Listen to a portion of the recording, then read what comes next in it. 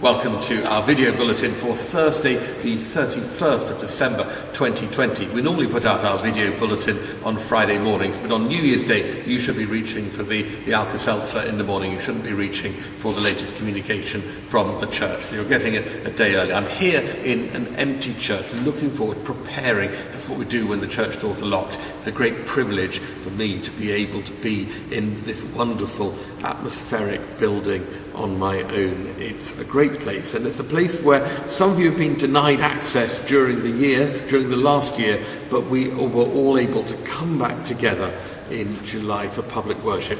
It has been a challenging year. We could use all the cliched words about it: unprecedented, unusual.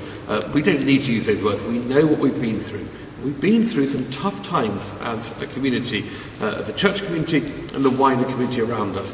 It's been sad. We've lost some dear friends from our church community, some of whom died as a result of the pandemic. But we've also come back together. We've been able to worship. We've been able to show resilience, creativity and faithfulness. And it's those three qualities modelled on the resilience, creativity and faithfulness of God that we hope to take forward into 2021. If you'd asked us a year ago what sort of things we'd be doing now, we could never have predicted. But as we look back and what we have achieved, the way that we've continued to serve each other and to serve the community around us in our service to God, then it's been quite remarkable. Some of the ongoing work has continued, sometimes below the radar, but it's there. The homelessness work, which we began with a conference, with the business charter in 2019, is still there. You'll be hearing more about that in the next few months. Our work with the food bank in attracting donations, reaching out to those around us. We've set up donation points in buildings in our parish, as well as attracting them here, as well as sending volunteers out from this place to the food bank. We keep doing this stuff. It's part of our core service to the parish. But most of all, we worship. The default mode is that we should have public worship, and it was painful when that was denied.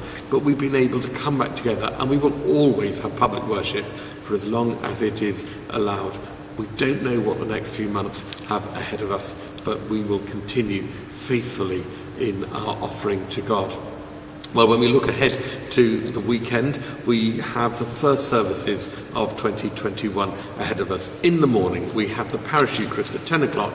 We'll be celebrating the Feast of the Epiphany, as ever, with music of the highest standard, something which we've been able to keep going throughout these difficult times. We'll be joined for the first time by our new organist, Ian, as we bade farewell to Jim from the organ console, but not from the congregation last Sunday. So Ian will be with us. And then in the evening, we've got the first choral evensong since last March.